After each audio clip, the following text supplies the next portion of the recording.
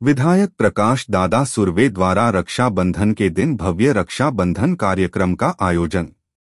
मुंबई के दहिसर पूर्व मागाथाणे विधानसभा के विधायक प्रकाश दादा सुर्वे द्वारा रक्षाबंधन के दिन भव्य रक्षाबंधन कार्यक्रम का आयोजन किया गया।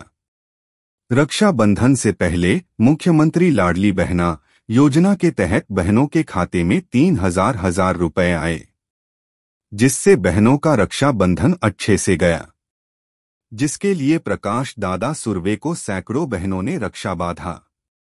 प्रकाश दादा सुर्वे द्वारा बहनों को साड़ी भेंट दी गई। विधायक प्रकाश दादा सुर्वे द्वारा बहनों को आश्वासन दिया गया कि बहनों को किसी भी तरह की समस्या होती तो उसका समाधान प्रकाश दादा सुर्वे द्वारा किया जाएगा। इस मौके पर शिवसेना के पदाधिकारी और कार्यकर्ता भारी संख्या में उपस्थित थे। बाइट प्रकाश सुर्वे, विधायक, मागाथाणे विधानसभा।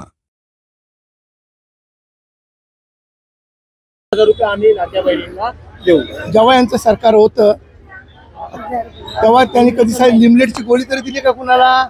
एक साधं उदाहरण देतो, मुख्यमंत्री सहायता निधीचे त्यावेळी किती पैसे देण्यात आले आणि आता आमचे मुख्यमंत्री झाल्यावर 250 कोटी रुपये वाटण्यात आले। याच्यावरून समजतं कोण देणार आहे आणि कोण घेणार आहे।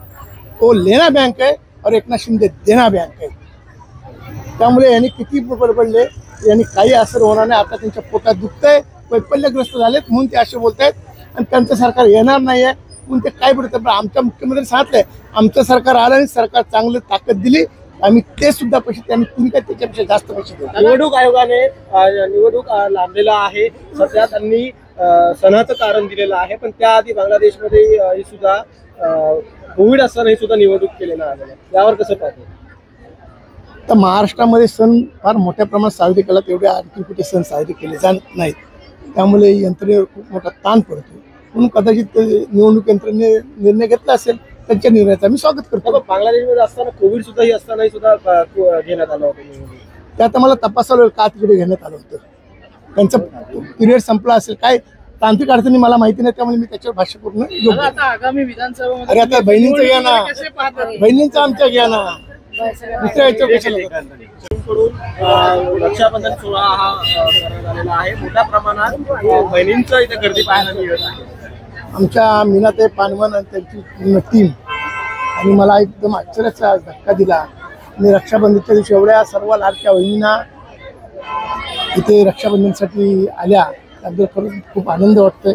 माननीय मुख्यमंत्री एकनाथ शिंदे साहेब आणि या जेवढ्या इथे बहिणी आलेल्या आहेत त्यांना सर्वांना त्यांच्या अकाउंटवर 3,000 रुपये दिलेले आहेत, त्यामुळे त्यांची भावना खूप जोरात झालेली आहे।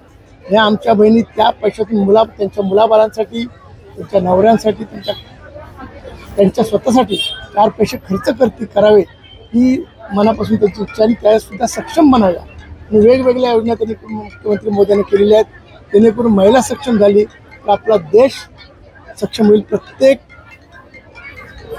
प्रत्येक अंग समाजातला आज सक्षम झाला तरच देश आपला सक्षम होऊ शकतो। म्हणून महिलांना जास्तीत जास्त प्राधान्य देऊन महिला सक्षम झाली तर पूर्णपणे एक महिला शिकली तर पूर्ण घर शिकतं, ही आपली जी संकल्पना आहे त्यामध्ये महिलांना सक्षम करण्याचं काम आणि मुख्यमंत्री मोदी केलं आहे। आणि माझ्या बहिणी ज्या एवढ्या आनंदाने ते आल्या राखी बांधायला, त्यांचं रक्षण करणं हेच माझं मी कर्तव्य समजतो। पण आज रक्षाबंधनच्या निमित्ताने आज तुम्ही तुमच्या मार्फत साडी देखील भेट देणार, त्याच्यावर काय सांगतात? बहिणी आलेल्या आहेत तर बहिणी भाऊबीजेसाठी किंवा रक्षाबंधनसाठी तिला काहीतरी दिलं पाहिजे ना, म्हणून मिठाई पण आणली आहे बघा।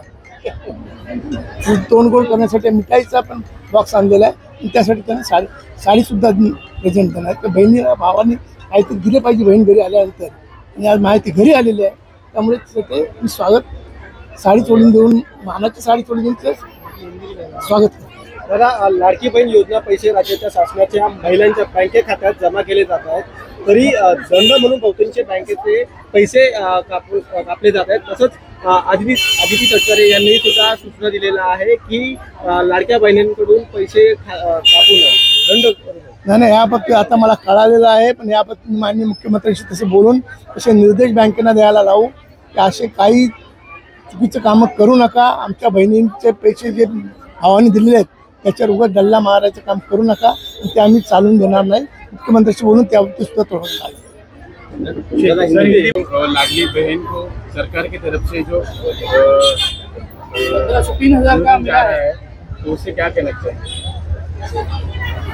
ये पहला सरकार है जो बहनों को कुछ देना चाहता है और दिया है, खाली बोल बच्चन नहीं करता है, दिया है. मैं मुख्यमंत्री एकनाथ शिंदे जी का बहुत शुक्रगुजार हूँ कि हमारी महिलाओं को 3-3 हज़ार रुपये दिया है और वो भी भाव बीज के दिन, रक्षाबंधन के दिन दिया है. इसलिए बड़ी खुशी की बात है. महिला हमारी बहनें भी बहुत खुश है. आज हमारी मीनाताई पानमन और शीलाताई गांगुड़ी इनकी पूरी टीम ने आज मुझे आश्चर्य का धक्का दिया कि इतनी सारी मेरी बहना जो है उनको बुला के, और ये सब बहना जिनके अकाउंट पे 3-3 हज़ार रुपया आया है वो पात्र बहनों को बुला के रक्षाबंधन का कार्यक्रम रखा है. इसको बड़ी खुशी का दिन है और अच्छा भी लग रहा है.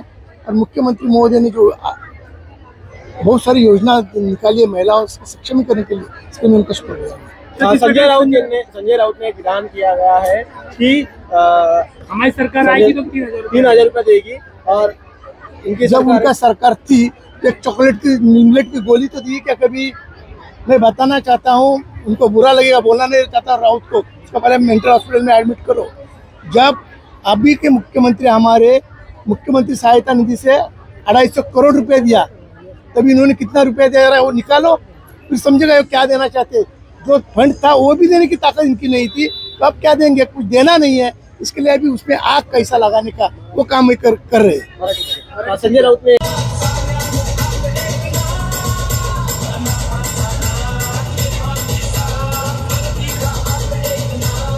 एक विधान केलेला